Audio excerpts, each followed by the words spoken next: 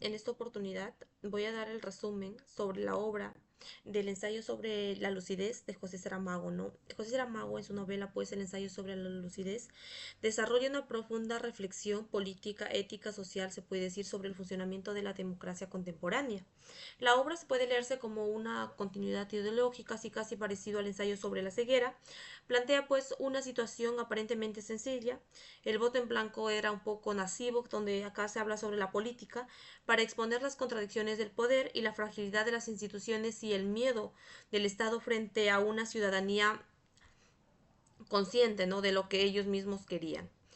Pues la obra empieza cuando era entonces la novela comienza pues relatando la situación de la preocupación que se vivía pues en una obra que en una mesa, ¿no?, que se iban a realizar las votaciones. Era justo un día tormentoso por efectos de las lluvias que eran torrenciales y no por y no por el proceso electoral. Se celebran las elecciones municipales en todo el país. Es un día con una inclemencia climática que se extendió desde las horas de la mañana hasta horas de la tarde. Eran demasiadas las lluvias.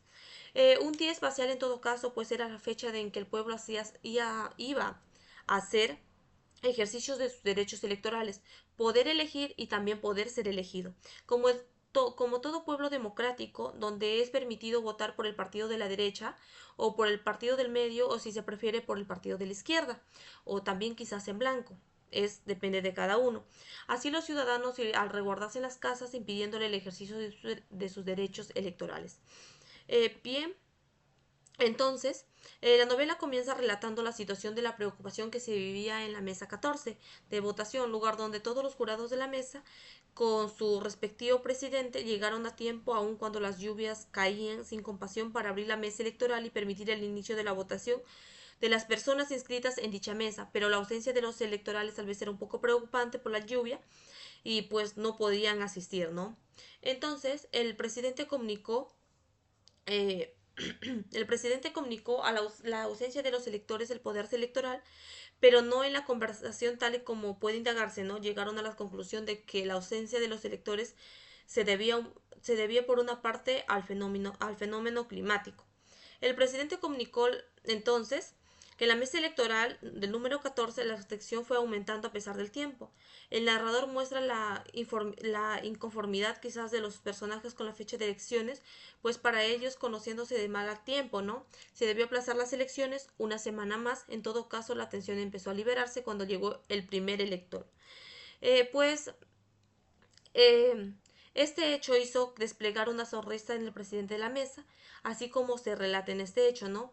Casi una hora después entró el primer elector contra la expectativa general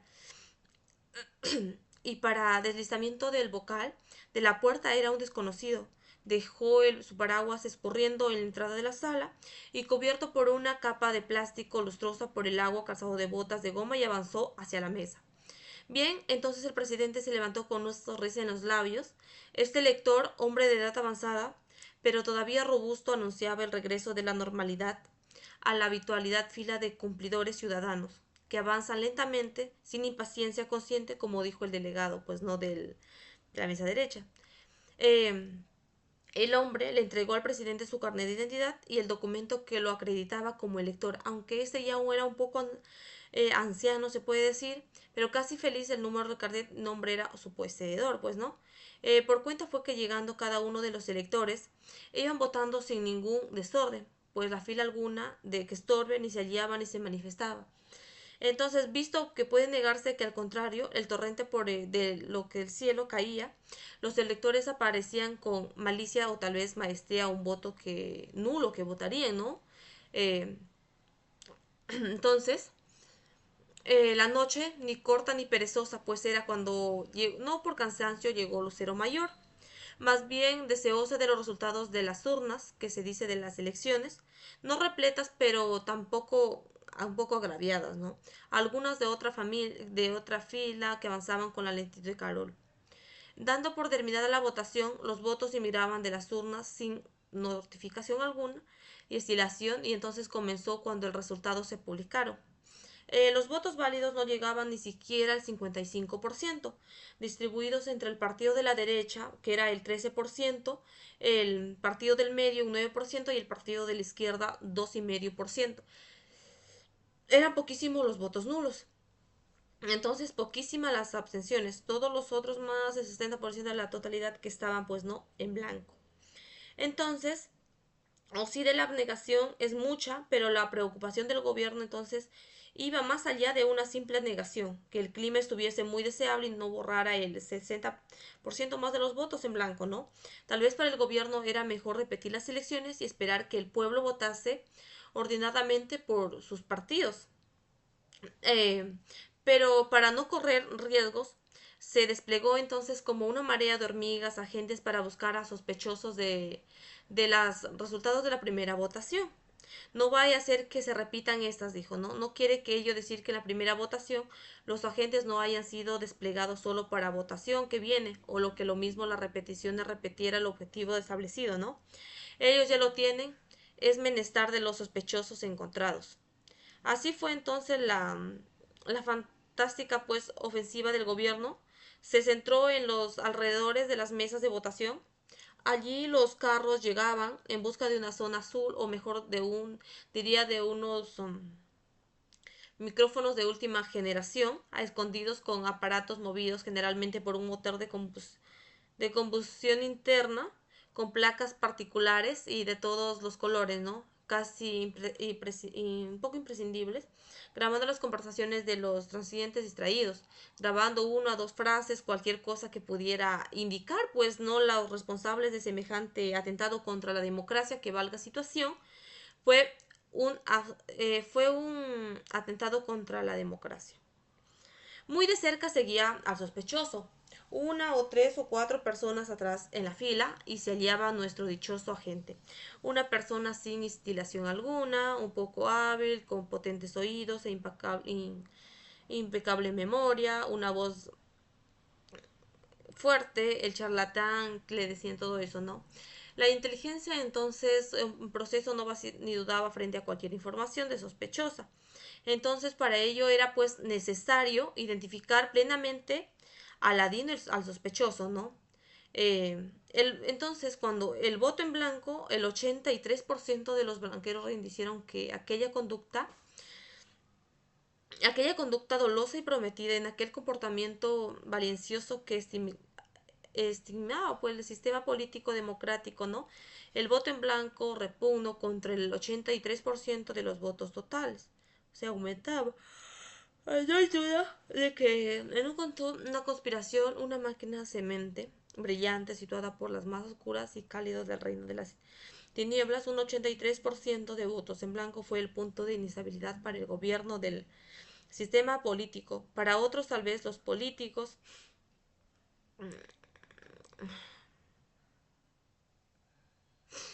Entonces, ya pues después ya claro que llegaron, finalizada la palabra, ya cuando el ministerio habló, terminó la justicia, contradice el jefe, no la carta, ya defiende corriendo la extensión de la palabra un poco que le dice terrorista, puede verse en esta novela, pues no anterior, la defensa puede informarse y todo eso. Más después, entonces, de 500 personas pasan horas respondiendo a preguntas tediosas, repetitivas, que buscan una única respuesta, y no la verdad, sino las respuestas que se quería escuchar cada gente, que, que las preguntas en cada mente va hablando de aquello. En una y otra ocasión no tenía más que comprensibles sustos de los que los entrevistados, quienes afirmaban que votaron por el partido de la derecha o por el partido del medio, o algunos 5 estuvieron por el partido de la izquierda, pero nadie en blanco votó su depósito. Alguna, alguna muchacha tal vez atrevida que ve como el cebo de la elocución.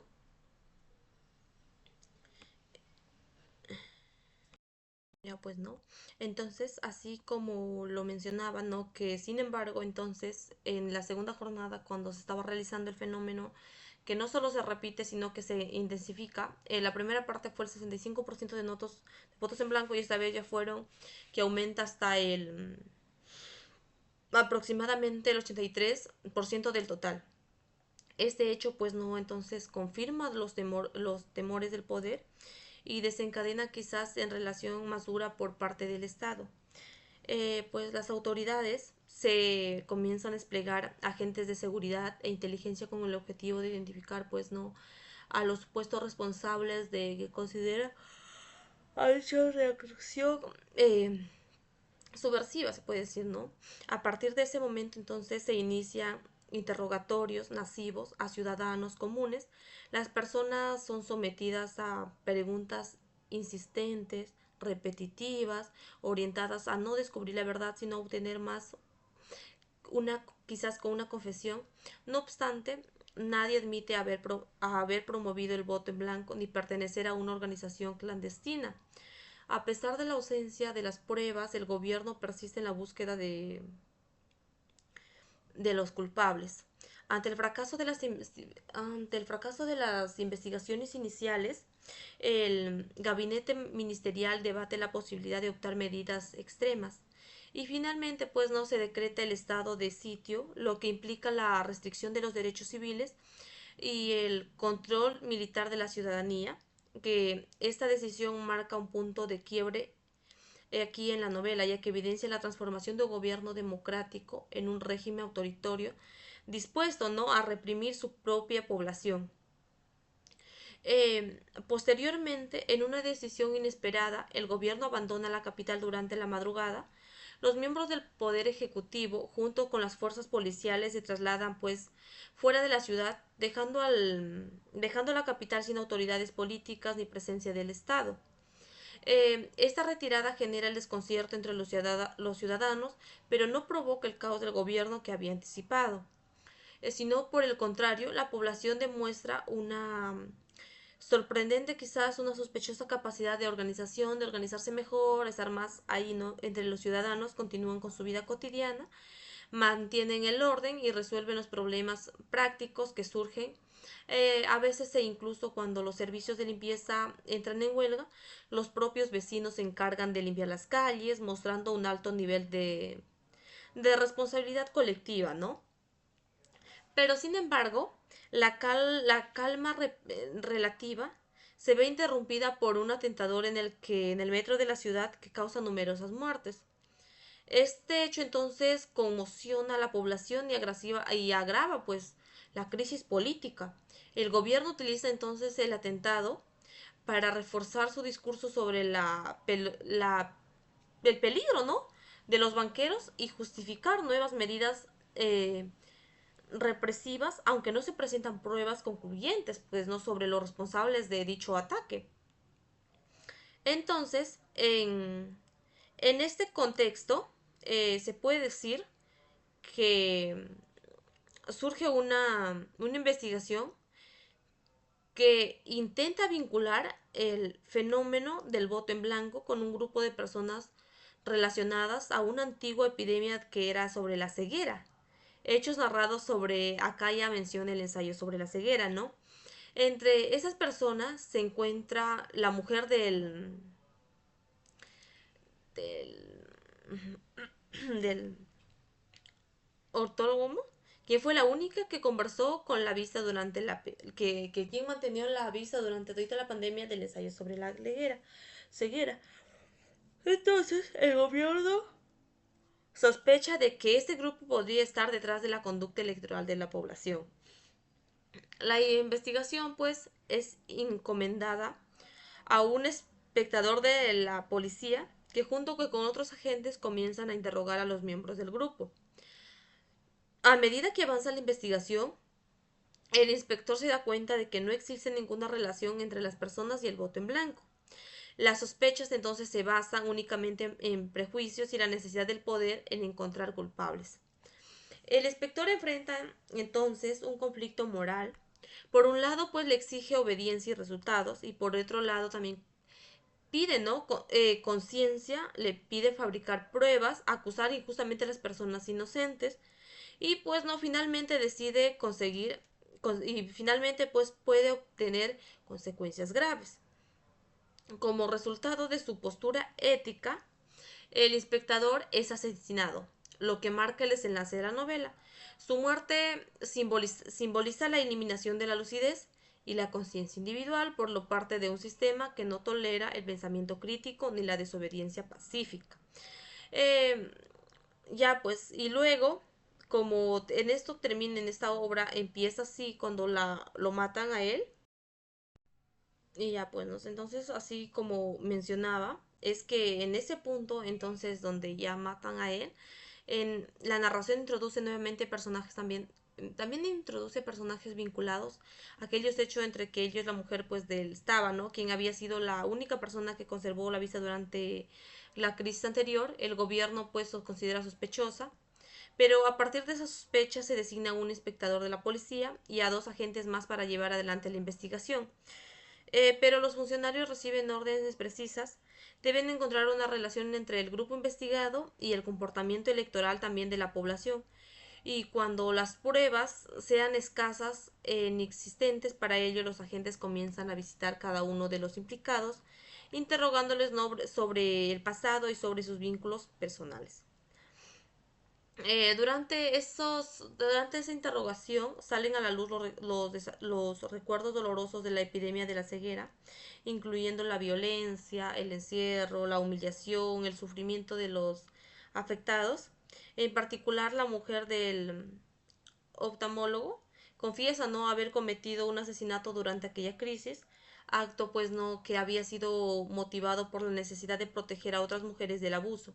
Sin embargo, este hecho pertenece al pasado y no guarda relación directa con los acontecimientos actuales. A medida entonces que el inspector avanza, la investigación se vuelve cada vez más evidente que no existe pues ninguna conexión real entre las personas y el voto en blanco. Los interrogados pues muestran actitudes compasivas, ni intenciones políticas organizadas, por el contrario, son ciudadanos comunes que intentan llevar quizás una vida tranquila tras haber separado la experiencia traumática. Entonces, el inspector, consciente de la falta de pruebas, informa a sus superiores que la investigación no conduce a ningún resultado concreto. Esta postura entonces genera las tensiones con el Ministerio Interior, que insiste en encontrar culpables para justificar las acciones de las represivas del Estado, ¿no? Ante la presión del inspector solicita ser apartado del caso, argumentando que no puede participar en una investigación basada por suposiciones y no por hechos verificables. Sin embargo, esta decisión no es bien recibida por autoridades. En un intento, pues no, por silenciarlo y evitar que su postura ética debilite la narrativa oficial, el inspector es asesinado en plena vía pública, como ya se mencionó arriba, ¿no? Su muerte es presentada como un hecho aislado, sin mayor investigación, lo que evidencia el grado de corrupción de que se va alcanzando por el poder. Tras el asesinato del inspector, la policía detiene al talmólogo bajo el amparo del estado de sitio. No se presenta una acusación formal ni se explica el motivo de su arresto. La mujer intenta acompañarlo, pero le impide hacerlo. Entonces, pues no, la novela ya concluye con esta escena, dejando al lector frente a una imagen inquietante, la lucidez representada por las quienes conciencia, la que no llegan ni a descubrir la verdad, ¿no? Eh, Como también lo estaba mencionando, eh, uno de los aspectos más significativos de la novela es pues no el gobierno que es, es la declaración del estado de sitio, esta medida extrema que revela no la capacidad del poder para dialogar quizás con la ciudadanía y también para aceptar una crítica pacífica, ¿no? El gobierno actúa en nombre de quizás de la democracia, mientras vulnera los principios que la sostienen.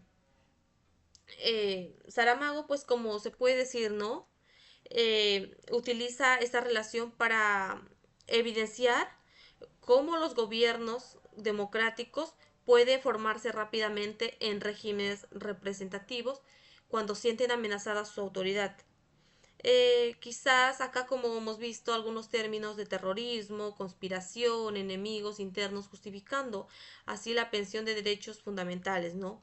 Uno quizás de los aspectos más significativos de la novela es la declaración del estado de sitio, que esta medida extrema revela la incapacidad del poder para dialogar con la ciudadanía y aceptar una crítica pacífica.